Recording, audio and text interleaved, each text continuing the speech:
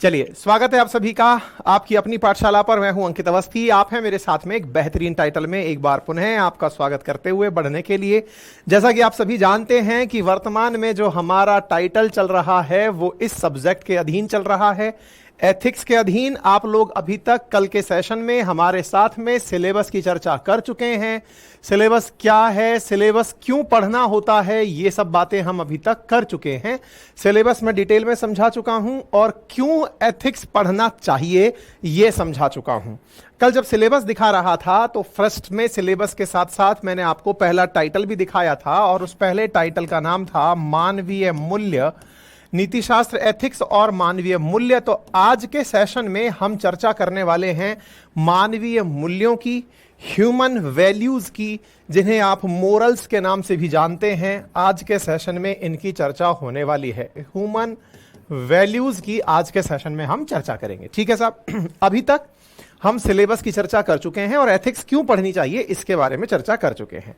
स्वागत है मेरे सभी साथी जो मेरे साथ में उपस्थित हैं वर्तमान में। ज्योति प्रकाश, वीर, पंकज, बैकुंठ राणा, सुमित, निशा, मनप्रीत, अभिषेक, रजनीश, पंकज, सभी साथियों को वेरी गुड मॉर्निंग। आइए, हाँ जी, एथिक्स समझने के लिए क्या हमें आपके एथिक्स के नोट्स खरीदने चाहिए? पंकज जी, बिल्कुल आप एथिक्स के नोट्स खरीद सकते हैं। हमारे कुछ इस प्रकार से किताब आती है, हिंदी में भी आती है और इंग्लिश में भी आती है। ये नोट्स हम आपके घर पर कुरियर कर देंगे।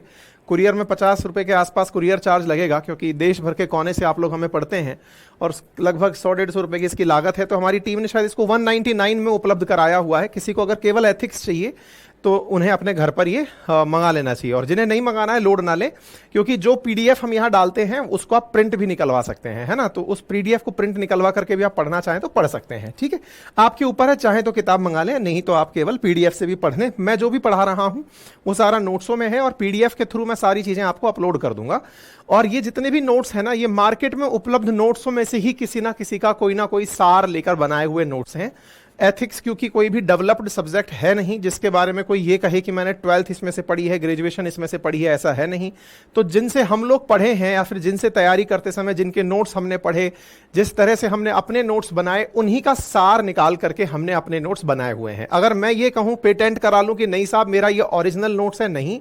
100% 10-50 जो कोचिंग है ऑलरेडी चल रही हैं, क्योंकि अल्टीमेटली हम भी किसी का कंटेंट पढ़ के बड़े हुए हैं, तो उन्हीं का कंटेंट ये उपयोग में लिया हुआ है। कहीं ना कहीं किसी ना किसी का ओरिजिनल कंटेंट होगा, तो हमने वहीं से ही बेहतरीन कंटेंट अपने एग्जाम में जब यूज किया तो वो ले लिया। किसी एक का कंटेंट नहीं होगा, ये तय है। और रही बात इस चीज की कि अगर आप सत्य की तलाश में निकले हैं कि भगवान क्या है, सत्य क्या है, तो मेरे हिसाब से वो रास्ता फिर गलत चुन लिया, क्योंकि आपको अल्टीमेटली एग्जाम निकालना था और एग्जाम निकालने के लिए जो जानकारी चाहिए थी वो हमने प्रॉपर तरीके से इस एथिक्स के नोट्स में डाल के दी हुई है। आइए वर्तमान में आगे बढ़ते हैं। कल तक जब मैंने आपको एथिक्स की चर्चा करना शुरू किया था तब मैंने यह बताया था कि हम एथिक्स पढ़ते क्यों हैं। तो मैंने आंसर दिया था कि हमारे कानून में जो गलत किए हुए कार्य हैं, जिन्हें हम अपराध कहते हैं, जिन्हें हम कहते हैं कि ये विधिक है, ये अविधिक है, जो गलत है, कानूनी रूप से गलत है, हमने उनके बारे में अक्सर ये जाना है कि जिन्हें कानून ने गलत बता दिया उनके ऊपर तो पनिशमेंट लोगों को मिल जाता है।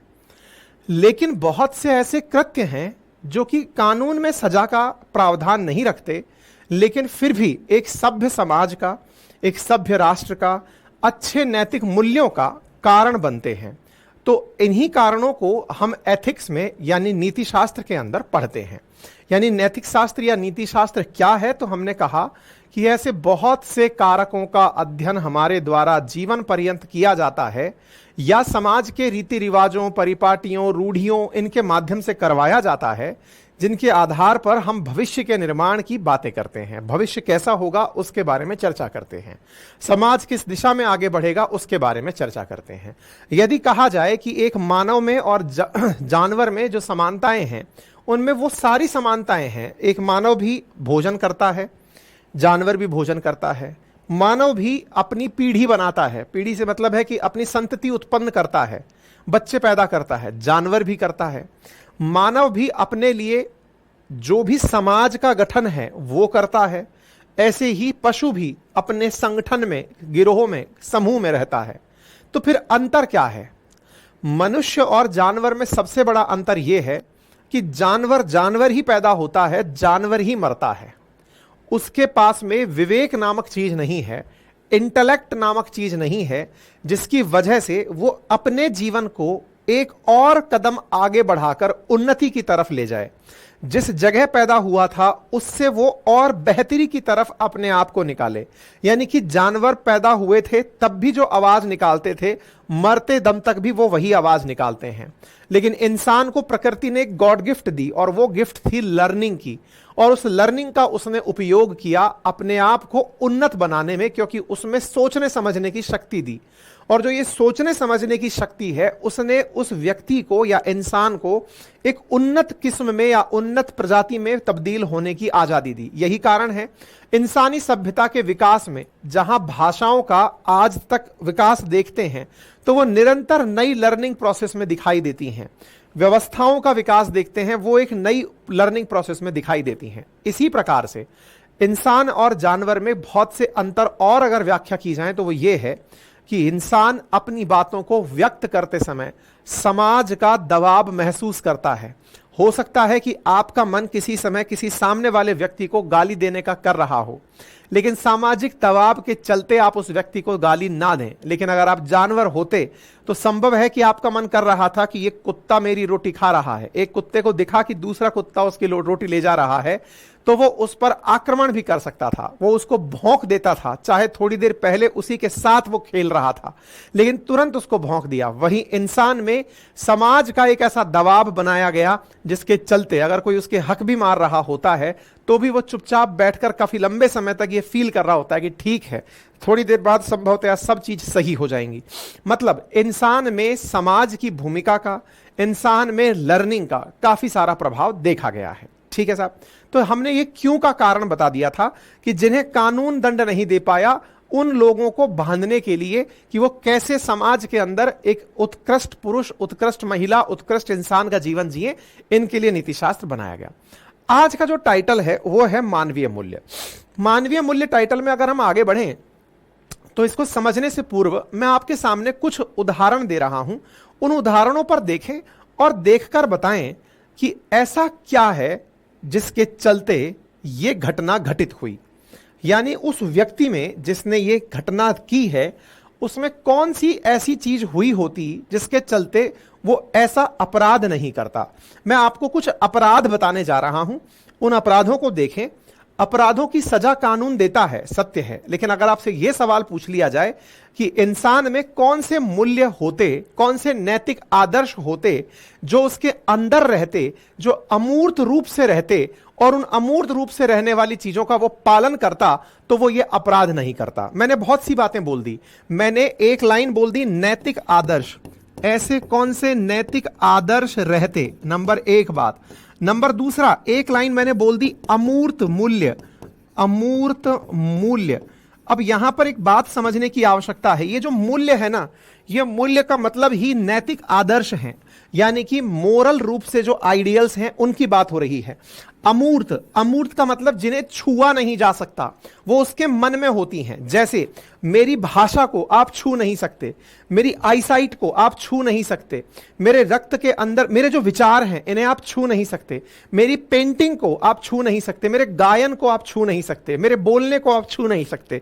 ये अमूर्त हैं। और मूर्त क्या है? जैसे बोर्ड को, पेन को, स्विचर को, इन सब को आप छू सकते हैं। ये सब मूर्त रूप कहलाते हैं, जिन्हें आप टच कर सकते हैं।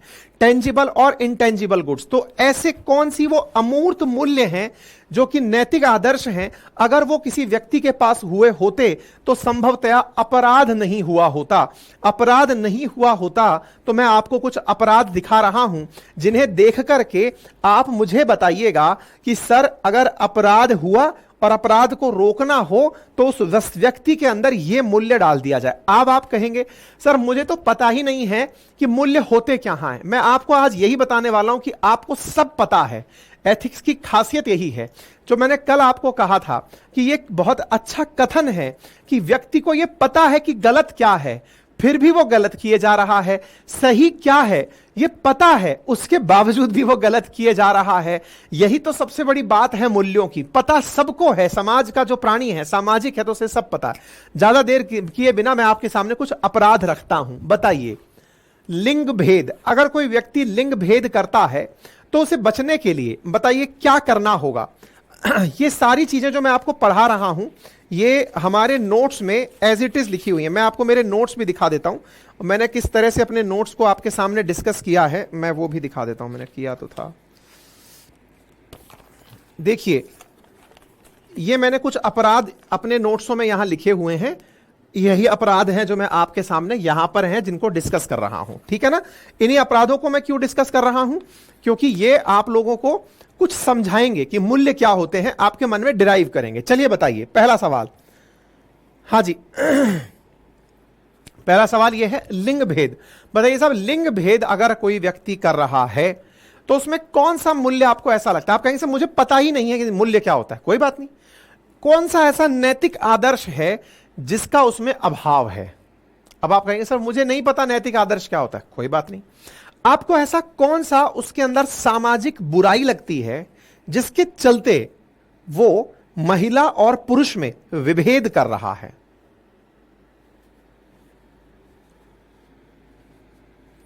ओम कुमार सर, फाउंडेशन कोर्स 500 रुपए में 1 ईयर लिमिटेड एक्सेस कर दीजिए जो यूजर ने पहले से परचेज कर रखा है। ओम कुमार जी, मैं ऑलरेडी सबको 2-2 महीने का एक्सटेंशन दे चुका हूं।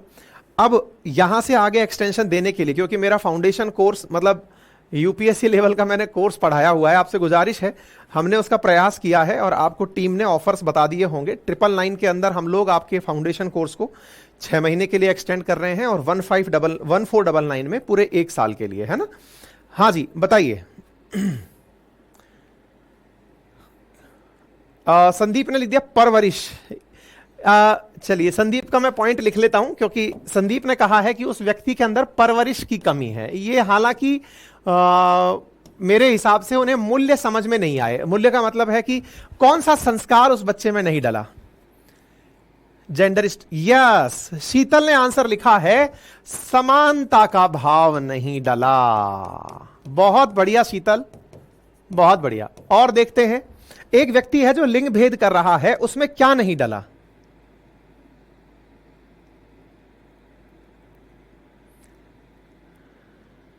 हां, पुरुष प्रधान समाज था, लिंग भेद नहीं, जैसे ना मतलब समानता का। सौरव, बहुत बढ़िया। मतलब मैं ये देखकर खुश हो रहा हूं कि मैं जिन मूल्यों को आप में कह रहा हूं कि एक बार के लिए खोजिए कि आपके पास वो मूल्य है, मैंने आपके सामने परेशानी लाकर रख दी कि यदि कोई व्यक्ति महिला और पुरुष में भेद करता है कि महिलाएं अलग होती हैं, पुरुष अलग होते हैं, तो उसमें वो क्या तत्व था जिसकी कमी के कारण उसने ये कमियां की। मतलब उसके विकास में समाज ने उसके अंदर ऐसा कौन सा वैल्यू था जो नहीं डाला। अगर वो वैल्यू डाल दिया होता तो संभवतया वो महिला पुरुष में भेद नहीं करता। तो मैक्सिमम लोगों का आंसर एकदम सही आ गया है कि सर उसमें समानता का भाव नहीं डाला। बहुत ही प्यारा आंसर दिया है आप में से कि अगर लिंग भेद मिटाना है तो व्यक्ति के अंदर समानता रूपी नैतिक आदर्श डाल दीजिए। क्या डाल दीजिए? नैतिक आदर्श डाल दीजिए। दूसरा पॉइंट अब चलते हैं अपन। बताओ भैया, एक और मैं यहां पर वो लिख रहा हूं और इसके अंदर देखिए, एक व्यक्ति है जो यौन शोषण कर रहा है। यौन शोषण क्या होता है? देखिए, यौन क्रियाओं का मतलब है कि भाई ऑब्वियस सी बात है कि अगर आज मेरा जन्म हुआ है, आपका जन्म हुआ है, तो निश्चित ही यौन क्रियाओं का परिणाम स्वरूप ये फल है। इंसान का जन्म होना, ये तो मतलब पीढ़ी का बढ़ाना, ये तो मानव समाज की उन्नति के साथ ही चला आ रहा है।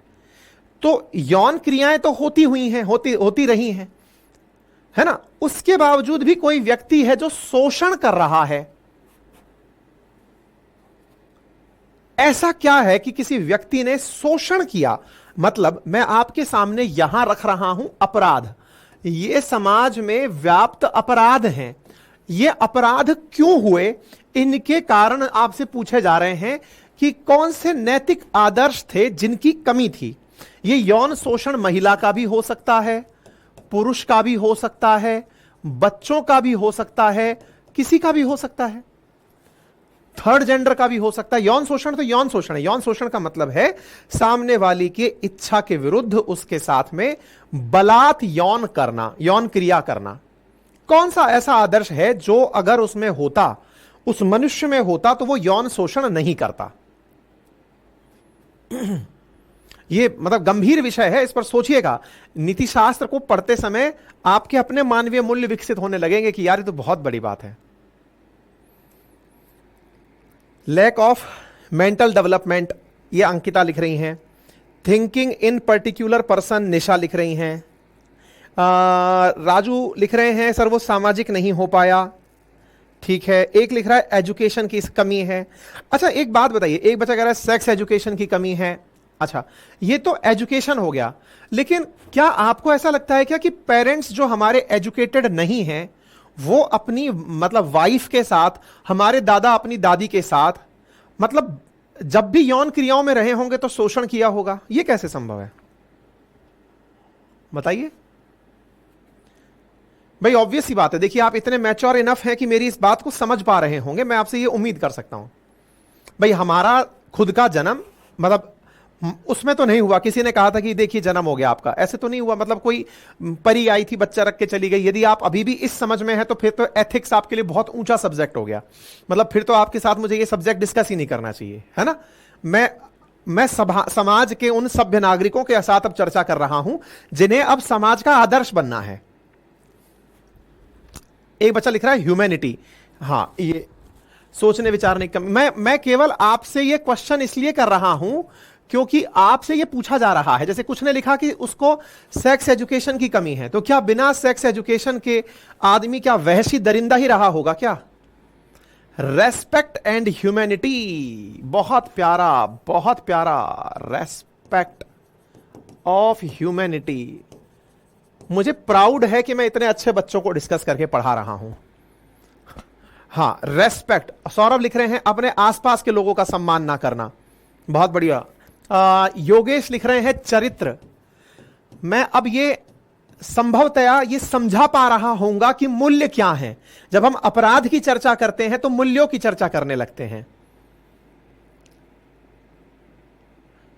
लैक ऑफ अंडरस्टैंडिंग, इज्जत करना। मकसूद आलम लिख रहे हैं इज्जत करना, बहुत बढ़िया। इंसानियत का अभाव, क्योंकि यह तो तय है, आप यह मानिए कि यह तय है कि यदि कोई व्यक्ति यौन शोषण कर रहा है तो उसके लिए मैं जो भी बातें यहां करूंगा ना उसके लिए क्लासेस लगाने की आवश्यकता नहीं है, क्योंकि नैतिक मूल्य, नैतिक आदर्श, मानवीय मूल्य समाज से प्राप्त किए जाते हैं। हम जिस समाज में हैं वहां की संस्कृति, वहां के रीति रिवाज, वहां के रूढ़िवाद में वो मूल्य एग्जिस्ट करते हैं। इंसान समाज से उन्हें प्राप्त करता है। यदि किसी व्यक्ति में किसी प्रकार के तत्व की कमी रह गई है तो वो अपराध करेगा। कोई व्यक्ति किसी का आप कभी भी पुलिस की अगर भाषा को समझें, पुलिस या फिर कभी भी हम जैसे लोग जब कभी कोई जांच कर रहे होते हैं तो उसके असल कारण पर जब जाना चाहते हैं तो 2 मिनट में पहुंच जाते हैं। यदि कोई व्यक्ति बहुत ज्यादा अपनी पत्नी के साथ उत्पीड़न कर रहा है, हो सकता है वो फ्रस्ट्रेटेड है महिलाओं से, मतलब उसके अंदर समानता के भाव को लेकर के कटु कमी है। मतलब ये थॉट प्रोसेस है जब आप डेवलप कर लेंगे। नशापान, आत्मसंयम, महिला को कमजोर समझना, है ना। महिला को कमजोर समझना का मतलब हम इसको समानता में डाल सकते हैं। ठीक है, आप में से जितने भी लोगों ने आंसर दिया वो बिल्कुल सही आंसर हैं, सारे आंसर सही हैं। अगर उनको एक लाइन में कहा जाए तो वो यही है कि वो मानवीय गरिमा का सम्मान नहीं करता है। मानवीय गरिमा का यानी कि इंडिविजुअल का जो अपना रेस्पेक्ट है वो उसका रेस्पेक्ट नहीं कर रहा है, बस इसलिए शोषण कर रहा है। अदरवाइज यौन क्रियाएं तो हो ही रही है ना। समाज निरंतर अगर आगे बढ़ रहा है तो यौन क्रियाओं का ही परिणाम है। इसका मतलब उस व्यक्ति ने क्या नहीं किया, मानवीय गरिमा का सम्मान नहीं किया, परिणाम स्वरूप यौन शोषण हुआ। नंबर दूसरा, उसे समाज में ऊंच नीच का भेद नहीं सिखाया गया, उसे यह नहीं बताया गया कि छोटे और बड़े में क्या अंतर होता है। यानी कहीं ना कहीं कोई नैतिक आदर्श है जो उससे मिस हो गया। इसी प्रकार से कोई व्यक्ति किसी का उत्पीड़न कर रहा है, 100% वो तभी कर पा रहा है जब उसके अंदर नैतिक मूल्यों की एक कमी। आप में से कुछ लोग कहेंगे नहीं सर, कुछ लोगों को पता होता है कि ये ऐसा है फिर भी वो यही करते हैं। इसका मतलब समाज का उस व्यक्ति पर से प्रभाव हट गया। तभी तो नैतिक आदर्शों की कमी हुई। आपको क्या सिखाने की बात कही जा रही है कि आप नैतिक आदर्श विकसित करिए अपने अंदर। कौन से विकसित करिए? कि आप ह्यूमैनिटी का सम्मान करें, मानवीय गरिमा का सम्मान करें, तभी तो आप उत्पीड़न से बचेंगे। चलिए चौथा पॉइंट है, अगर कोई व्यक्ति भ्रष्ट आचरण कर रहा है, भ्रष्टाचार कर रहा है, क्या उसके अंदर नैतिक मूल्यों की कमी रही होगी? अगर कोई व्यक्ति भ्रष्टाचार कर रहा है, भ्रष्टाचार से मतलब मेरा क्या है? भ्रष्टाचार होता क्या है? जो आपके लिए लेजिटिमेट प्रकार है धन अर्जित करने का, आप उससे अलग, यानी कानून के अनुसार जो आपको दिया जाने वाला मानदेय है, उसके अतिरिक्त किसी भी प्रकार का सुख सुविधा लाभ धन अर्जित करना भ्रष्टाचार है। मानदेय, सरकारी मानदेय, यानी कि सरकार ने जो आपको नियत कर दिया। अब आप कहेंगे क्या सरकारी आदमी ही भ्रष्टाचार करता है? नहीं, प्राइवेट आदमी भी कर सकता है। यानी कि जो उसके साथ नियत रूप से तय हुआ है, उसके अतिरिक्त वो कुछ भी कर रहा है, भ्रष्टाचार है। उदाहरण के लिए, आज अगर मेरा कोई एम्प्लॉय जिसको मैं एक्स अमाउंट ऑफ सैलरी देता हूं और वो मुझे बिना बताए किसी और को मेरे सारे लेक्चर बेच देता है, या मुझे बिना बताए वो कहीं और अपने इस ज्ञान को बेच आता है, मुझे बिना बताए मेरे नोट्सों को कहीं और बेच आता है, भ्रष्टाचार है। भ्रष्टाचार सरकारी नौकरी में ही नहीं होता है, भ्रष्टाचार तो कहीं भी हो सकता है। मतलब भ्रष्टाचार क्या है? जो लेजिटिमेट तरीके से, कानूनी रूप से एग्रीमेंट पर एक दूसरे से बात करके, अगर हमने ये निर्धारित कर लिया, जब सरकारी नौकरी में गए तो आपको पहले ही बता दिया जाता है कि आप L12 में, L14 में, L16 में इस बैंड में नौकरी करेंगे, ये आपको आपके काम की तनख्वाह मिलेगी। अब वो व्यक्ति अपनी तनख्वाह के अतिरिक्त आय के साधन जुटा रहा है, वो भ्रष्टाचार है। आय के साधन जुटा रहा है, या फिर किसी से उसके अतिरिक्त काम को करने के पैसे ले रहा है कि सर मैं ये काम कर दूंगा लेकिन इसके पैसे लगेंगे। यानी उसको बिठाया इस काम पर इसीलिए गया था कि वो इस काम को करने के पैसे ना ले। उदाहरण के लिए एक फिल्म है न्यूटन, मैं फिल्में काफी देखा करता था, तो उस फिल्म के अंदर राजकुमार राव हैं और संजय मिश्रा हैं, दोनों उस फिल्म के अंदर हैं और वो नक्सलवाइट एरिया में इलेक्शन के लिए जा रहे हैं। उसमें राजकुमार राव संजय मिश्रा से एक लाइन बोलते हैं और वो कहते हैं कि मैं भ्रष्टाचार नहीं करता। तो संजय मिश्रा उससे कहता है कि यही आपसे एक्सपेक्ट किया गया था। मतलब यू आर सपोज टू, आप एहसान नहीं कर रहे, आप भ्रष्टाचार नहीं कर रहे हैं। तो लेकिन समाज के मूल्य कितने गिर गए कि कोई व्यक्ति भ्रष्टाचार नहीं करता है, उसे भी वो कॉलर उठा के बता रहा है कि देखा मैं भ्रष्टाचार नहीं करता। अरे प्रभु, आपको यह नौकरी दी ही इसलिए गई थी, आपका जो काम है उसको करने की सरकार ने पहले ही तनख्वाह निर्धारित कर दी थी, फिर उस काम को करने के पैसे लेने ही क्यों? आज पैसे लेने ही क्यों, यह सवाल बन गया है। तो फिर आप कह रहे हो मैं भ्रष्टाचार नहीं करता, दैट मीन्स आप इस किसी ऐसे समाज का हिस्सा तो हैं जहां यह पता है कि यह गलत है। तो इसका मतलब फिर से ऐसा आया कि समाज की बातें आ गई, समाज की बातें आ गई, दैट मीन्स उसमें कोई मूल्य है जो कम रह गया। भ्रष्टाचारी में कौन सा मूल्य कम रह गया? आज आप सोचिए, हमारे समाज में जो सबसे बड़ी परेशानी है भ्रष्टाचार होने की, आज यदि कोई व्यक्ति भ्रष्टाचारी है तो भ्रष्टाचारी को भ्रष्टाचार करने के लिए प्रवोक कौन कर रहा है, मोटिवेट कौन कर रहा है? आप जानकर आश्चर्य करेंगे साथियों, समाज भ्रष्टाचार के लिए मोटिवेट कर रहा है। यह कटु सत्य है, लेकिन इस कटु सत्य को आप यदि मान लें तो आप इस बात को समझ पाएंगे कि मैंने कितनी गहरी बात की है। मैं अपने उदाहरण से आपको समझाता हूं, और उदाहरण यूं है, मैं 14 साल से टीचिंग कर रहा हूं, 14 ईयर्स। मतलब मैं बहुत अर्ली एज में टीचिंग करने निकल गया था, 22-23 साल की उम्र में मैं टीचिंग करने निकल गया था। IIT से जब पास हुआ तभी टीचिंग करने, मेरा मतलब शौक है ये, मैं कुछ भी करूं। मैं मतलब अगर आप मुझे ये कह दें कि तुझे खाने का पैसा नहीं मिलेगा, तुझे रहने का पैसा नहीं मिलेगा, मुझे कुछ बच्चे दे दो, बस मैं पढ़ाता रहूंगा। मुझे पढ़ाना पसंद है। और आप लोगों को अब ये भी समझ में आ गया होगा कि मुझे डिफरेंट सब्जेक्ट पढ़ाना पसंद है। और ऐसा नहीं है कि डिफरेंट सब्जेक्ट पढ़ाने के लिए मुझे पहले से पूरा ज्ञान है, नहीं, आपको पढ़ाने के लिए मुझे पढ़ना पसंद है, फिर मैं पढ़ता हूं, फिर आपको पढ़ाता हूं। मैंने ऐसे ही सारे सब्जेक्ट पढ़ाए हैं। मैं होने को साइंस का आदमी हूं, कोर साइंस का आदमी हूं। कोर साइंस के आदमी ने पूरी बायोलॉजी पढ़ाई हुई है, मैंने पूरी फिजिक्स पढ़ाई हुई है, केमिस्ट्री पढ़ाई हुई है, ज्योग्राफी पढ़ाई हुई है, पॉलिटी पढ़ाई हुई है, इकोनॉमी पढ़ाई हुई है, हिस्ट्री पढ़ाई हुई है। अब मैं एथिक्स में एंट्री कर गया हूं, या मुझे एथिक्स पढ़ाना है। अब मैं इसको पढ़ाने के बाद हो सकता है कभी लॉ पढ़ाता हुआ पाया जाऊं, मेरे को ये पढ़ाना पसंद है। मैं ये उदाहरण आपको क्यों दे रहा हूं, अब आपको उस बात को समझ में आ जाएगा कि भ्रष्टाचार समाज का देन है। और ये बहुत बड़ा निबंध का टाइटल है, जब अगर आप इस चीज के ऊपर कभी डिबेट करेंगे तो बहुत बड़ा टाइटल है ये। क्या, मेरा अपना उदाहरण केवल इतना सा समझ लीजिए कि 14 साल से मैं पढ़ा रहा हूं।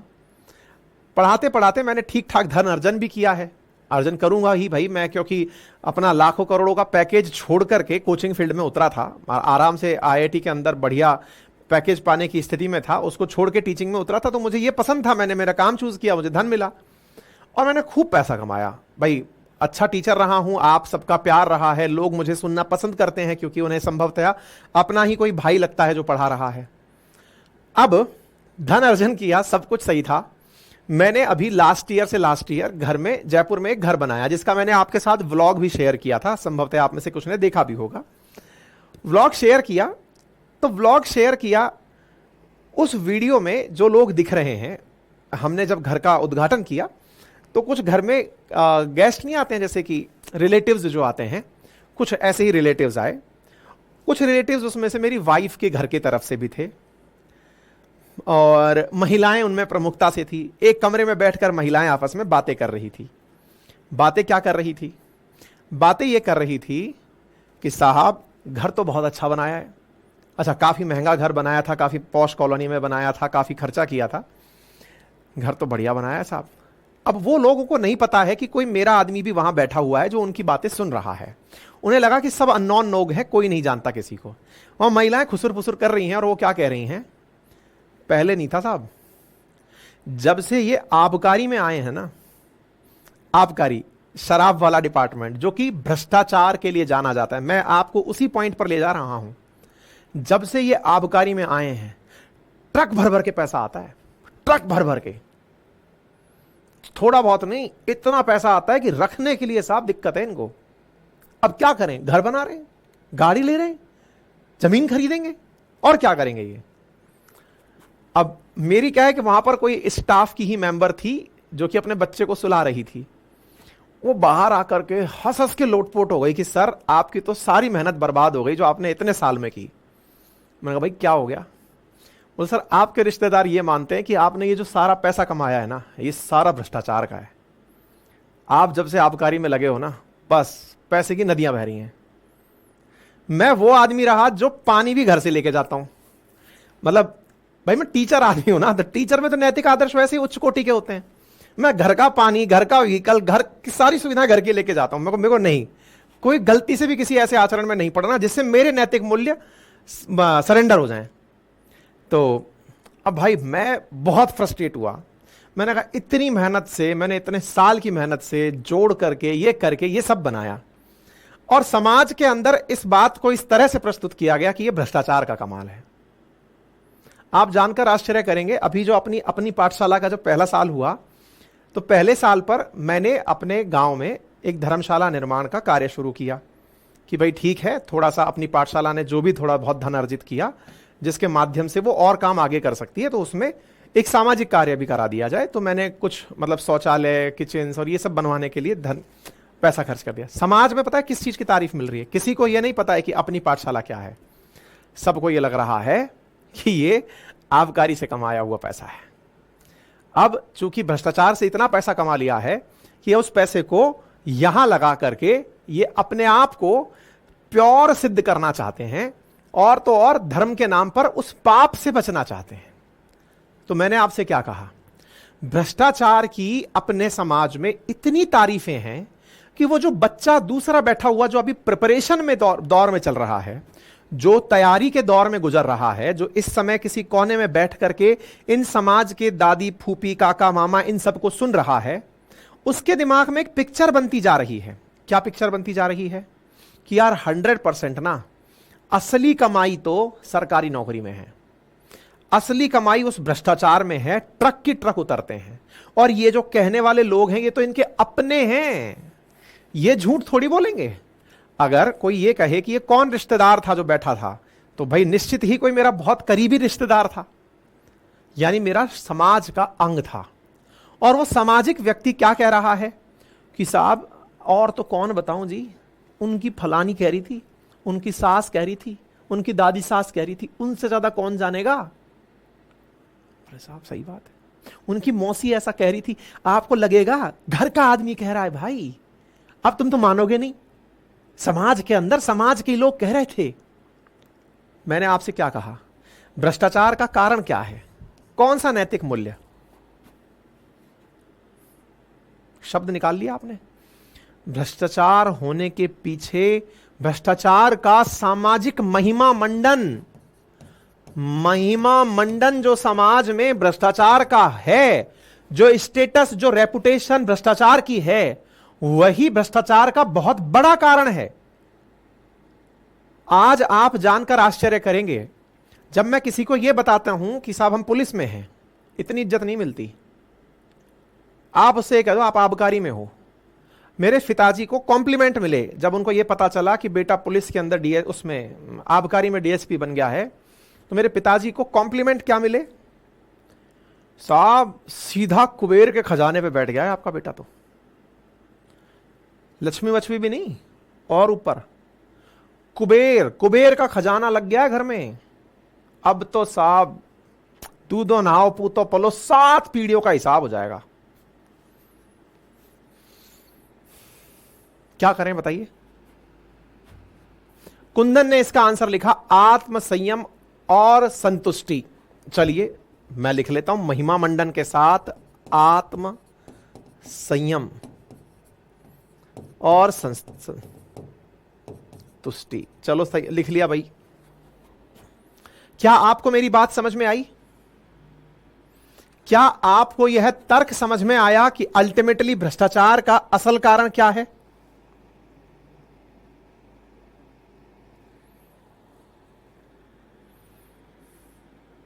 आशीष ने लिखा जब ऑफिसर लोग एथिक्स पढ़कर ऑफिसर बनते हैं तब क्यों भ्रष्टाचार करते हैं? बहुत अच्छा सवाल है। उम्मीद है कि बेटा आपको अब इस बात का जवाब भी मिल गया होगा कि ऑफिसर लोग ऑफिसर बन के भ्रष्टाचार क्यों करते हैं।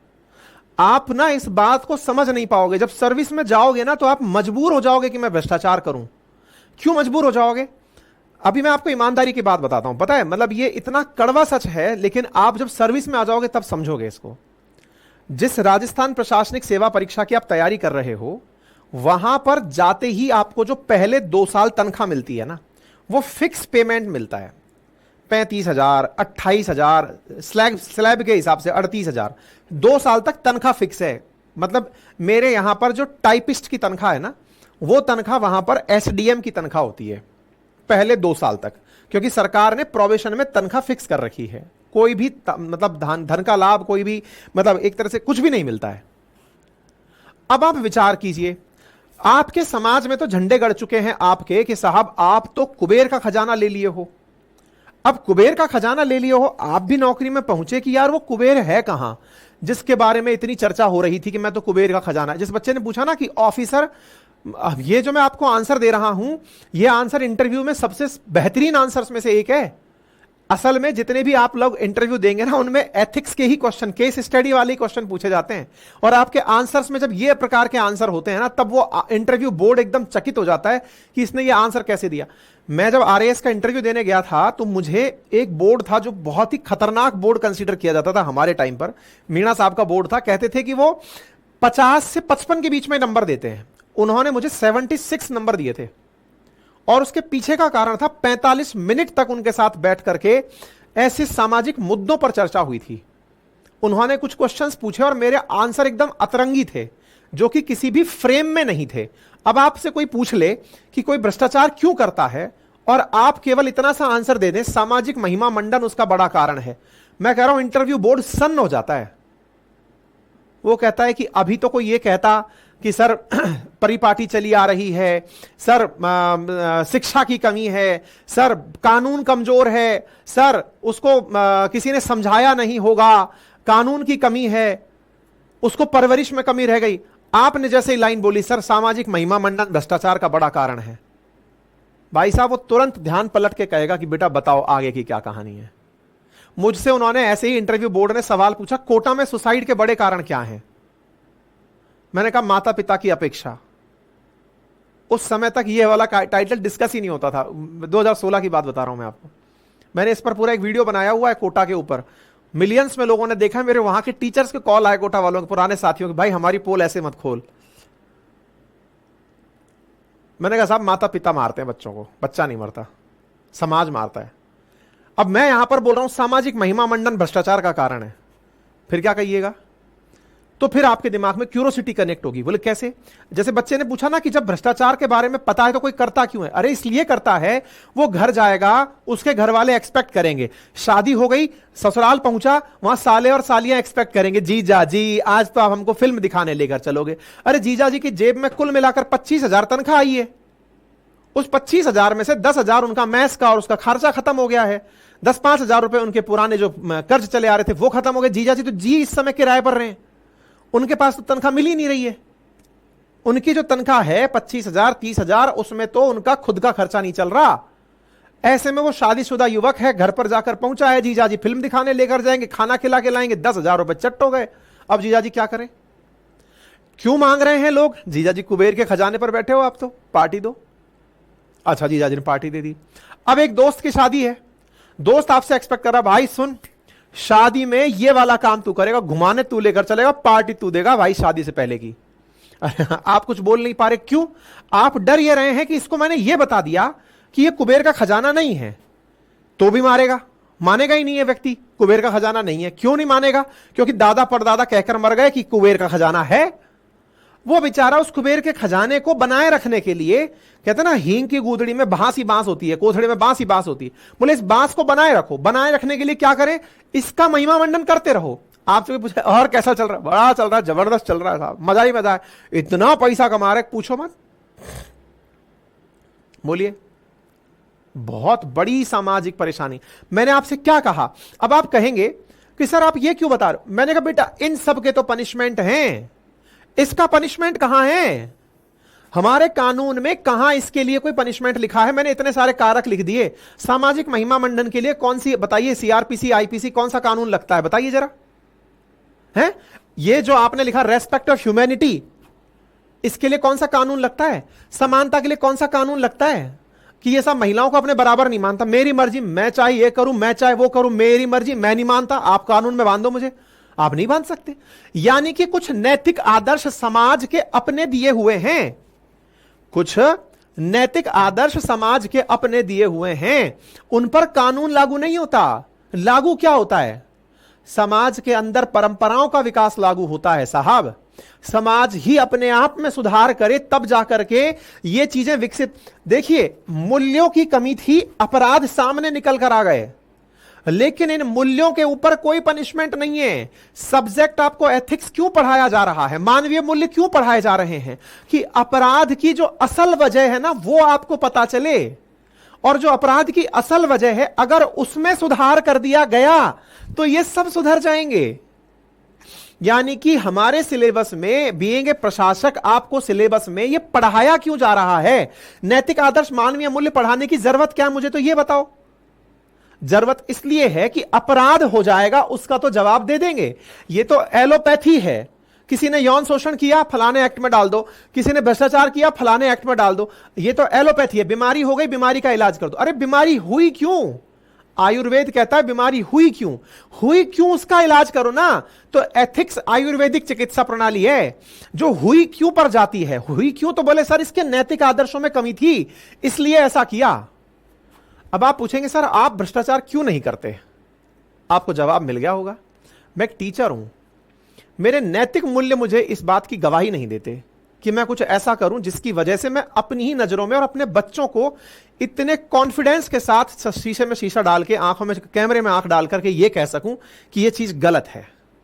मेरे अंदर के अंदर से आया हुआ जो भाव है ना, अगर मेरे अंदर 1% भी इस बात को लेकर के मन में यह भाव रहता कि मैं भ्रष्टाचार करता हूं, तो फिर मैं अपने बच्चों से, अपने फॉलोअर्स से, अपने लिसनर्स से कभी इस बात के खिलाफ बात नहीं कर पाता।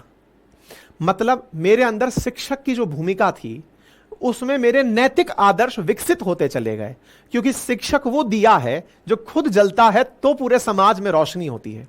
मैं अपने आप को लाइटन कर रहा हूं सो दैट आपके सामने एक प्रकाश की व्यवस्था कर सकूं। तो इसका मतलब तो यह हुआ सर कि किसी भी व्यक्ति को अगर कोई सुधार करना है तो उसके अंदर आदर्श विकसित करा दो। मैंने कहा वही तो चल रहा है। प्रशासनिक नीति शास्त्र क्या है? प्रशासक के अंदर ऐसे गुण डाल दो कि वो समाज को इस प्रकार से प्रकीर्णित करता रहे, इस प्रकार से रोशनी भेजता रहे, ताकि समाज एक दिशा पकड़कर चलता रहे।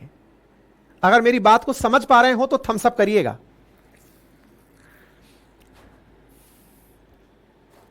अगर आप समझ पा रहे हो तो थम्स अप करिएगा। कोई कंसेप्ट बिल्ट हो रहा हो तो थम्स अप करिएगा। नीति शास्त्र व्यवहारिक वो शास्त्र है जिसे आप अपने समाज में ही पाते हैं, लेकिन उस समाज की बात को हम महसूस नहीं कर पाते, इसलिए मैंने रूप बदल के आपको पढ़ाया है।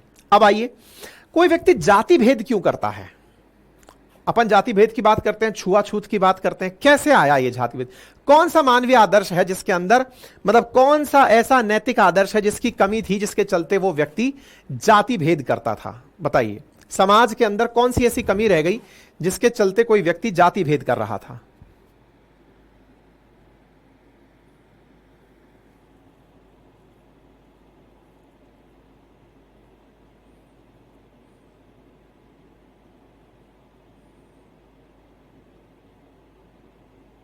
बताइए।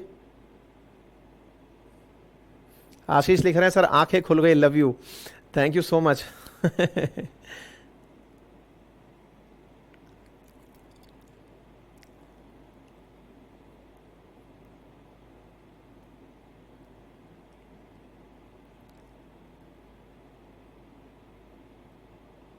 हाँ जी, जाति के साथ में क्या कहानी है बताइए। आकांक्षा, जहां पर बेटा व्यक्ति को आवश्यकता होती है उसको समाधान मिल जाते हैं। प्रज्ञा, गजब समझाते हैं सर, लकी हैं हम, आपसे पढ़ने का मौका मिला, थैंक यू सो मच। हाँ भाई, जाति के अंदर जाति भेद क्यों किया गया?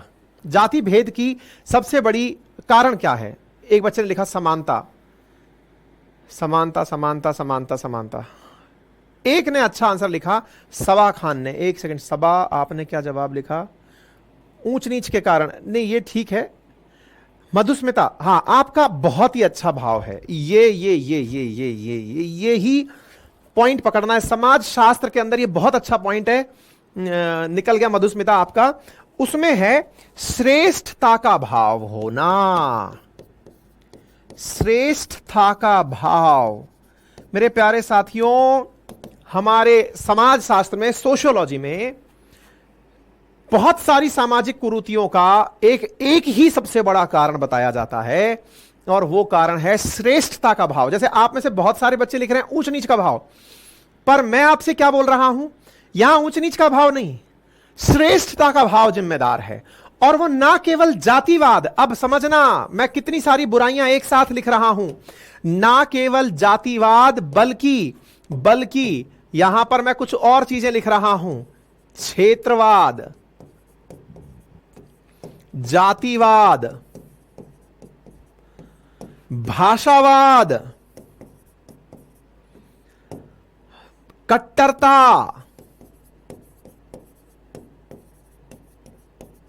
आतंकवाद, इन सब के पीछे एक ही कारण है, और वो कारण है किसी एक समूह, एक क्षेत्र, एक भाषा, एक धर्म के द्वारा अपने आप को श्रेष्ठ समझने की भावना। बहुत ही जबरदस्त आंसर दिया भाई, मजा आ गया। ये सोशियोलॉजी का आंसर है, सुप्रीमेसी, अपने आप को श्रेष्ठ समझने की भावना, अपने आप को सर्वोच्च मानना, इस दुनिया में सबसे बड़े झगड़ों में सबसे बड़ा कारण है श्रेष्ठता का भाव विकसित होना। अब आते हैं एक एक चीज पर, उठाते चलिएगा। कुछ जातियां इस घमंड में जीती हैं कि वो श्रेष्ठ हैं। ब्राह्मणवाद था क्या? हमारे देश में जब कर्म के आधार पर धर्म का, जातियों का विभाजन हुआ कि भाई जो पठन पाठन का काम कर रहे हैं वो पंडित, जो सुरक्षा का काम कर रहे हैं वो क्षेत्रीय, जो व्यवसाय का काम कर रहे हैं वो वैश्य, जो खेतीबाड़ी का काम कर रहे हैं वो शूद्र। लेकिन पढ़ने पढ़ाने वालों ने साइकोलॉजिकली इवॉल्व अपने आप को कर लिया। कैसे? मैंने आपको शुरुआत में भी कहा था, सामाजिक विकास में सबसे मूल कड़ी क्या है? अगर मैंने आपको पशु और इंसानों में कंपैरिजन बताया था सेशन की शुरुआत में, तब मैंने आपसे एक बात कही थी, इंसान को एक सबसे ब्यूटीफुल चीज मिली है, और वो क्या है? Thought process. और थॉट प्रोसेस की कहानी क्या है? जो व्यक्ति जितना पढ़ता है उतना थॉटफुल होता चला जाता है। अगर अपने बच्चों को कभी अच्छी आदत दिलवाने की कोई बात करे तो क्या कहिया जाएगा? बोले पढ़वाओ सर इनको जितना पढ़ा सकते हो, क्योंकि पढ़ने से थॉट डेवलप होना शुरू हो जाती है। तभी एक रिक्शा चालक का बेटा भी आईएएस बन जाता है, क्योंकि उसका पढ़ते पढ़ते थॉट डेवलप हो गया कि आईएएस कैसे होता होगा। वो सभी परीक्षाएं पार करता चला गया, इंटरव्यू भी पार करता चला गया, बिकॉज उसका थॉट प्रोसेस उच्च लेवल का हो गया। तो बोले पढ़ाओ इस व्यक्ति को। तो जो पढ़ने वाली कम्युनिटी थी ब्राह्मणों की, उसमें यह श्रेष्ठता का भाव उत्पन्न हो गया कि अहम ब्रह्मास्मि, मैं श्रेष्ठ हूं। क्यों श्रेष्ठ हूं? क्योंकि मैं मेंटली इवॉल्व कर चुका हूं। ये जितने भी और दिख रहे हैं ये सब कुछ नहीं है। बोले ये सब क्या है? बोले ये तो सब निम्न तबके के लोग हैं। ये जो निम्न तबका बना ना, असल में पढ़े लिखों के अंदर इस सोच का आना। किस सोच का आना? और ये लाजमी है।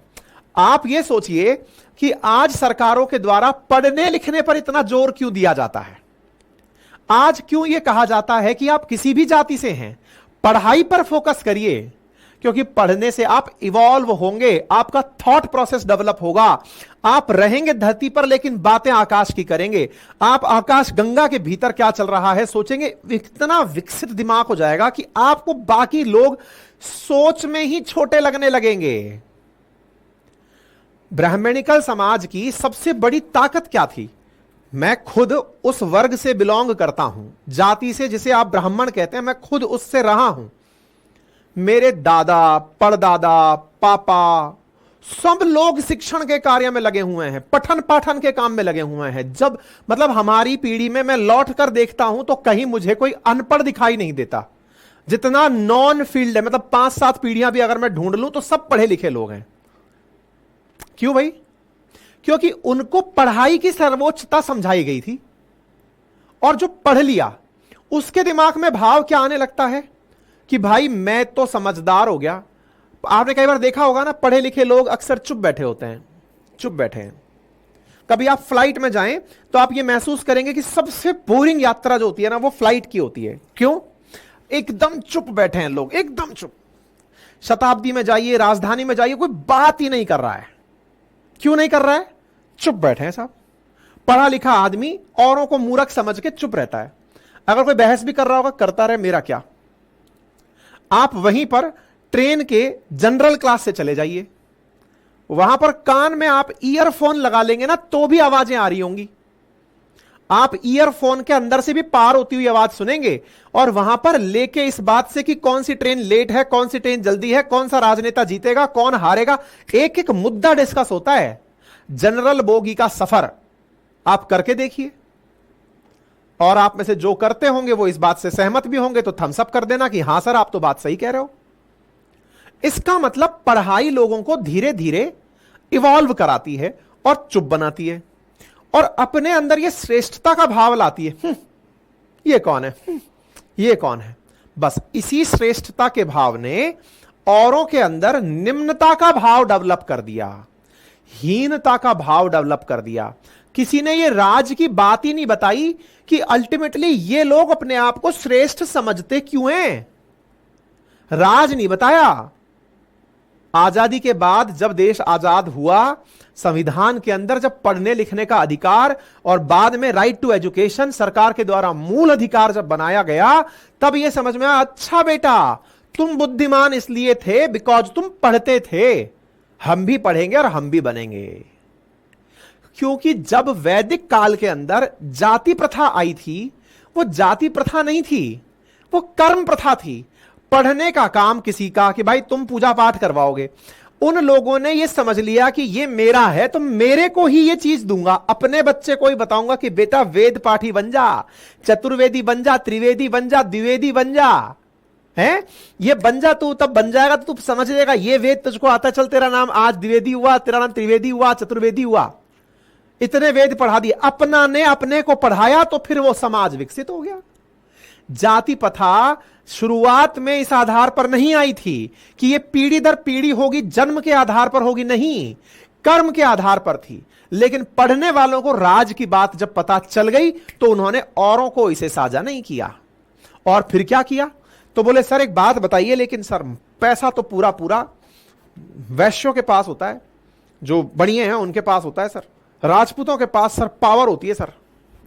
कोई भी राजपूत उठाकर आप इतिहास में देख लीजिए, कोई भी व्यापारी उठाकर देख लीजिए, उनका जो थिंक टैंक है वो कोई पंडित जी महाराज बैठे होंगे बगल में, उनका कोई ना कोई गुरु साथ में बैठा होगा। कोई भी राजा उठा के देख लीजिए, उसको शिक्षा देने वाला राजा जाके जिसके ढोक खाएगा वो पंडित होगा। क्यों पंडित होगा? पंडित जी ने खुद ने तो सारा ज्ञान ले लिया। अब क्षत्रिय से कहा जा रहा है कि आप तो बॉडी बनाओ, लड़ो जबरदस्त तरीके से और बॉर्डर की हिफाजत करो। पंडित जी खुद नहीं जा रहे युद्ध में, पंडित जी ज्ञान दे रहे हैं कि बॉर्डर की हिफाजत करनी है आपको, और राजा खुश हो रहा है। राजा से कहा जा रहा है कि आप बॉर्डर की हिफाजत करेंगे, इतना पैसा आपको मिलेगा। और बोले एंड में मुझसे पूछने आना इस पैसे का क्या करना है। सामाजिक व्यवस्था समझ गए कैसे आई? श्रेष्ठता का भाव कैसे आया? श्रेष्ठता का भाव आया, अब राजा भी डेवलप होने लगा। राजा को भी लगा यार शिक्षा तो लेनी चाहिए। सोचो अकबर जैसा राजा अनपढ़ था, क्यों? हर सोसाइटी में, अच्छा आपको यह लगेगा अपने कास्ट में ब्राह्मणिज्म होता है, नहीं, इस्लाम में भी होता है। उनके अंदर भी टॉप क्लास, जो मतलब रूरल क्लास है ना, वो पढ़ी लिखी क्लास है। उनको क्या बोलते हैं, मौलवी और नहीं कुछ और, मतलब इनके भी जाति प्रथा इनके भी होती है। हर कास्ट में है ये, मतलब हर धर्म में है ये। उम्मीद है आपको ये जातिवाद समझ में आ रहा होगा, ऊपर और निचला समझ में आ रहा होगा, पढ़ने के आधार पर श्रेष्ठता का भाव समझ में आ रहा होगा। सामाजिक श्रेष्ठता के भाव को दूर कैसे किया जाए फिर? जैसे हमारे देश में हुआ, आजादी के बाद सबसे कह दिया गया कि भैया सबको पढ़ना है, राइट टू एजुकेशन मूल अधिकार है। अब जैसे ही मूल अधिकार सबका बना तो अब आप उठाकर देख लीजिए, बड़ी सारी संख्या में आईएएस बनने लगे, बड़ी संख्या में प्रोफेसर बनने लगे। वो उन सभी जातियों से लोग बनने लग गए जिनको यह पता चल गया पढ़ने से होता है। बात समझ में आई? यानी ये प्रूव हो गया कि पढ़ाई से सारा इवॉल्व होता है आदमी, और वो श्रेष्ठता के भाव में जीता है। अच्छा, अब जिन जातियों में लोग पढ़ लिख गए, चाहे वो फिर शूद्र वर्ग में ही था, अगर वो पढ़ लिख गए, वो पढ़ लिख करके अब वो भी ब्राह्मणिकल स्टाइल में जी रहे हैं। ब्राह्मणिकल कोई कास्ट नहीं हो रखा है, वो स्टाइल है कि साहब मैं इस स्टाइल में जी रहा हूं। बोले मैं क्या करूंगा, अब मैं अपने ही समाज के जो अन्य लोग हैं उनको हीन दृष्टि से देख रहा हूं। अनपढ़ आदमी है, गंवार आदमी है, गांव का है, मतलब आपने अपने ही धर्म, अपनी ही जाति में पढ़ लिख करके अपने आप को श्रेष्ठ बना लिया, अपने आप को पढ़ाकर आईएएस बना लिया, प्रोफेसर बना लिया, लेकिन आप अपने समाज का उत्थान नहीं कर रहे। इससे जातिवाद से भी गंभीर समस्या उत्पन्न होती है, और उस समस्या का नाम है वर्गवाद।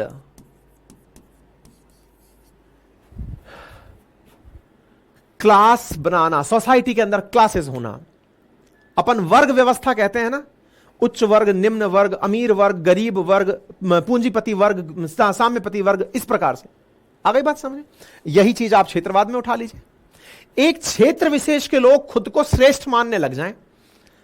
उदाहरण के लिए आज पंजाब हरियाणा है, पंजाब हरियाणा हमारे देश में सबसे ज्यादा कृषि करने वाला क्षेत्र है। वो अपने दिमाग में ये ले आए कि साहब मेरा क्षेत्र है जिसका गेहूं पूरा भारत खाता है, मेरी श्रेष्ठता है कि मैं औरों को खिलाता हूं।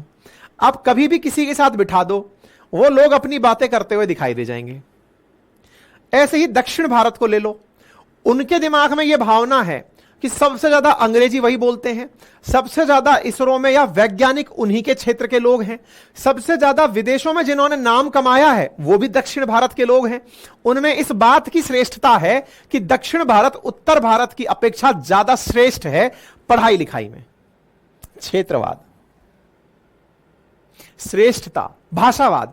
अंग्रेजी भाषा वाले समझते हैं कि अंग्रेजी ज्यादा अच्छी है, राजस्थानी वाले समझते हैं राजस्थानी ज्यादा अच्छी है, मराठा वाले समझते हैं मराठा ज्यादा अच्छी है, तमिल वाले समझते हैं कि तमिल ज्यादा।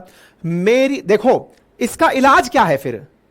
मेरी भाषा अच्छी है, औरों की भी अच्छी है, मेरी भाषा सर्वश्रेष्ठ है। बस ये जो सर्वश्रेष्ठ वाला टैग लग गया ना, यही कलेश का जड़ है। धर्म सब अच्छे हैं, धर्मनिरपेक्ष जब किसी राष्ट्र की कल्पना की जाती है, भारत एक सेक्युलर कंट्री है, जब कहा जाता है कि धर्मनिरपेक्ष राष्ट्र है, इसका मतलब धर्म सभी अच्छे हैं, यह लाइन तो बेस्ट है, लेकिन मेरा ही धर्म श्रेष्ठ है, यह धार्मिक कट्टरता को जन्म देता है। यानी श्रेष्ठता का भाव कट्टरता को पैदा करता है। क्या आपको मेरी बात समझ में आ गई? मेरे ही हित सर्वोपरि हैं पर्यावरणीय संकट को जन्म देता है। अपनी कट्टरता, मैं मेरी कट्टरता तो मानता हूं कि मेरा धर्म श्रेष्ठ है और तुम्हारा धर्म श्रेष्ठ नहीं है, इसलिए तुम्हें मारना मेरा पुण्य का काम है, आतंकवाद है। आज जो रिलीजियस टेररिज्म आप देखते हैं, कई बार आप देखते हैं कि जितनी आतंकी घटनाएं होती हैं, उन आतंकी घटनाओं को जब धर्म के स्कैनर से आप निकालते हैं, फिल्मों में जब आप देखते हैं, क्या दिखाया जाता है? एक व्यक्ति के दिमाग में यह बिठा दिया गया है कि तेरा धर्म श्रेष्ठ है, दूसरे धर्म के लोग तेरे खिलाफ हैं, वो तू उनको मारेगा तो तेरी श्रेष्ठता सिद्ध हो जाएगी, ऊपर वाला देख रहा है। आतंकवाद। बोलिए, अगर आपको यह बात समझ में आ गई हो तो फिर मेरा मतलब आपके सामने रंग भेद किस में आएगा? मनप्रीत जी पूछ रहे रंग भेद किस में आएगा? श्रेष्ठता में। अंग्रेज तो अपने आप के लिए यह कहा ही करते थे, इसकी थ्योरी को कहा जाता है व्हाइट मैन्स बर्डन थ्योरी, जिसमें अंग्रेज यह कहा करते थे कि ईश्वर ने सफेद लोगों को यह जिम्मेदारी देकर भेजा है, हम लोग श्रेष्ठ हैं, हमें कहा गया है कि जाओ और दुनिया को सिविलाइज करो, सभ्यता देने के लिए भेजा गया है। अंग्रेज खुद को इतना श्रेष्ठ माना करते थे। आई बात समझ में? सुप्रीमेसी समझ में आ गई? अहम का भाव समझ में आ गया? क्लियर हो गया? अब अगर यह समझ में आ गया, बिल्कुल। अब जैसे जीवा लिख रही है यूरोपियंस को खुद को श्रेष्ठ समझने का भाव, बिल्कुल।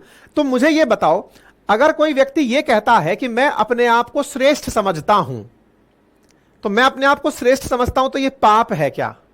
मतलब सॉरी, इसकी कोई सजा है क्या? आंसर है नहीं, इसकी तो कोई सजा नहीं है।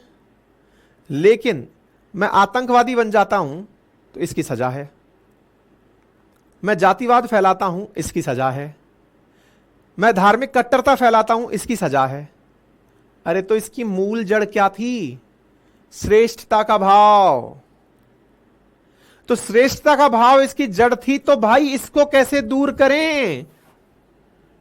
बोले ये एक नैतिक आदर्श है, इसको नीति शास्त्र से विकसित किया जाए, उसे बताया जाए कि भैया ये सामाजिक पतन का कारण है, अपने आप को श्रेष्ठ मत समझिए, अपने आप को अच्छा समझिए कि मैं भी अच्छा हूं और भी अच्छा है। इससे समाज में होने वाले अपराध रुकेंगे। तो क्यों पढ़ाया जाता है एथिक्स? अब समझ में आया कि हमको ये वाले अपराधों पर सजा देना आता है, अपराध के कारक नहीं पता हैं। वो अपराध के कारक हमारे समाज ने हम में डाले हैं, जिन्हें हम नैतिक आदर्श अथवा मानवीय मूल्य कहते हैं। और उन मानवीय मूल्यों में अगर किसी भी प्रकार का पतन होता है तो व्यक्ति इतने प्रकार से समाज के लिए घातक हो जाता है। तो भैया सामाजिक मूल्यों की परिभाषा समझ लें, ह्यूमन वैल्यूज की परिभाषा समझ लें। तो आइए एक बार डेफिनेशन पढ़कर देखते हैं, जरा देखें कितना समझ में आया। हां जी, मूल्य वे गहरे नैतिक आदर्श हैं जिन्हें उपलब्ध करने के लिए नैतिक नियम बनाए जाते हैं। ये अमूर्त हैं, अमूर्त का मतलब जिनकी कोई भी रूप और आकार नहीं है, और इनका लक्ष्य मानवीय कल्याण है। मैंने कहा ना, श्रेष्ठता को छू सकते हो क्या? है मानवीय मूल्य से तात्पर्य ऐसे अमूर्त मूल्यों से है, मूल्य बोले तो नैतिक आदर्शों से है, जो मानव के व्यवहार कार्य को मार्गदर्शन कर जीवन को परिष्कृत, गरिमापूर्ण और सार्थक बनाते हैं। ये मूल्य मानवीय आचरण को प्रभावित करते हैं। कमल लिख रहे हैं, इसीलिए कहते हैं कि इंसान को मारा जा सकता है, विचार को नहीं। यही तो गांधीयन आइडियोलॉजी है। गांधी मर सकता है, गांधी का विचार नहीं। गांधी का विचार क्या था? एकादश व्रत पढ़ाऊंगा मैं आपको, 11 ऐसे विचार जिनको दुनिया मान ले तो अपने आप में एक धर्म की तरह समझने लगे। रुपेश लिख रहे हैं, आज तो कुछ अलग ही दुनिया में हूं ऐसा लग रहा है आपके साथ पढ़ाई करके। मेरे साथ नहीं, ये एथिक्स की खासियत है। श्रेष्ठता को सौरभ लिख रहे हैं कि समानता में बदल सकते हैं। यस। जयचंद शाह लिख रहे हैं कि पहली बार वो अपनी पाठशाला पर पढ़ रहे हैं। Most welcome, most welcome. हाँ भाई, आया, मजा आया थोड़ा थोड़ा।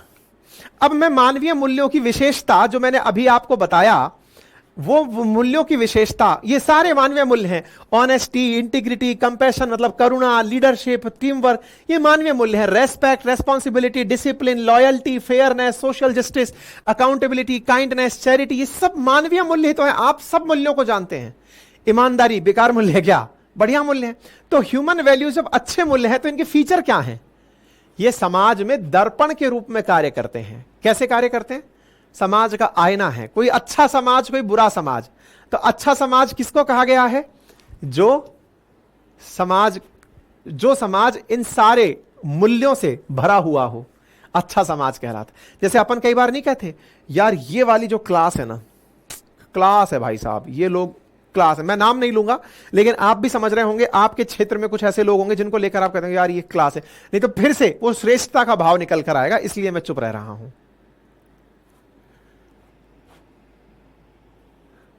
है? इन मूल्यों का संबंध व्यक्ति की इच्छा पूर्ति से है। मूल्य अमूर्त होते हैं, इंटेंजिबल, छू नहीं सकते आप, मानसिक अवधारणाएं हैं। ये आदर्शात्मक होते हैं, आदर्श, आइडियलिस्टिक होते हैं। ये कि साहब यदि बनना है तो ईमानदार बनना है। आत्मनिष्ठ व्यक्ति खुद से निर्धारित करता है या फिर अपने प्रोडक्ट से निर्धारित करता है कि मुझे ऐसा बनाना है, मुझे ऐसा सिस्टम बनाना है, या तो वस्तुनिष्ठ, या मुझे ऐसा बनना है आत्मनिष्ठ। मूल्य व्यक्ति द्वारा सीखे जाते हैं, जन्मजात नहीं होते, पैदा होते ही नहीं आते। यही तो इंसान को पशुओं से अलग करता है। और इसको विकसित करने की प्रक्रिया ही तो सामाजिकरण है, सोशलाइजेशन। और क्या है? इंसान एक सामाजिक जानवर है, सामाजिक एनिमल है। Human is a social animal. ये क्यों कहा जाता है? क्योंकि वो समाज से ही सीखा है। आप समाज के बिना रख दीजिए, आइसोलेट छोड़ दीजिए, उसके अंदर विकास ही नहीं होगा कि उसे किसके साथ कैसे बर्ताव करना है, क्या बोलना है, कैसे उठना है, क्या पहनना है, क्या खाना है, कैसे सम्मान करना है, उसको समझ में नहीं आएगा। इसका एक पदक्रम होता है। मूल्य उच्च स्तर के होते हैं, वे ही आदर्श रूप में स्वीकार किए जाते हैं। कुछ ऐसे आदर्श है किसी व्यक्ति के कि साहब ये है यार, फॉलो करने वाली बात है। अगर मतलब अंकित अवस्थी सर की एक बात माननी पड़े तो यार ये बात ऐसी है जिसको माना जा सकता है। सारी बातें नहीं, ये बात ऐसी है जो मानी जा सकती है। फिर आप कहेंगे यार ऐसी भी कौन सी बात है जो इनमें अलग है, ये तो बहुतों में है। तो फिर इन बहुतों में है ना, तो फिर इनकी कोई बात मानने लायक नहीं है। फिर थोड़ा और ऊपर बढ़ते हैं। महापुरुषों में ये वाली बात खास है। गांधी जी में यार क्या बात थी भाई साहब, पूरे समय आदमी सत्य बोलता था। बोले यार ये तो अनुकरणीय है, आदर्शात्मक बात है। टॉप लेवल पर जाती है ये। और इसमें सापेक्षता स्थिर होती है, मतलब कोई भी रिलेटिविटी नहीं होती कि मैं ज्यादा ईमानदार, तू कम ईमानदार। ईमानदार ईमानदार होता है, ज्यादा और कम नहीं होता इसमें। कम तो फिर वो भ्रष्टाचारी ही होगा। सर मैं थोड़ा कम हूं, बोले क्या? बोले मैं कैश नहीं, केवल काइंड लेता हूं। मैं साहब मैं आबकारी में हूं, मैं पैसे नहीं लेता, केवल शराब लेता हूं सर। और मैं होटल्स में खाना खाता हूं फ्री में। इसका मतलब आप भी भ्रष्टाचारी ही हैं। आप ये मत कहिए कि वो ज्यादा है कि वो कम है, आप भी हैं। खत्म बात। इनका संबंध आंतरिक पक्ष से होता है। इनको अपनाकर समाज विकास की ओर अग्रसित होता है। ये कुछ मूल्य हैं। ठीक है साहब, उम्मीद है आपको मेरी बात समझ में आ रही होगी। एक बच्चा लिख रहा है कि एथिक्स की क्लास कैसे लें। तो बेटा एथिक्स की क्लास लेने के लिए आप जैसे इस कोर्स फाउंडेशन कोर्स को खरीदे थे, ऐसे ही एथिक्स की क्लास का भी ऑप्शन आपको मेन कोर्स पर मिल जाएगा। वहां से जाकर परचेज कर रखें। ऑलरेडी अगर आप हमारे मधेसी बैच के विद्यार्थी हैं और एथिक्स की क्लास में एनरोल होना चाहते हैं तो एथिक्स कोड यूज कर लेना कोर्स परचेज करते समय। तो मात्र 499 के अंदर आपको कंप्लीट एथिक्स मिल जाएगा, है ना।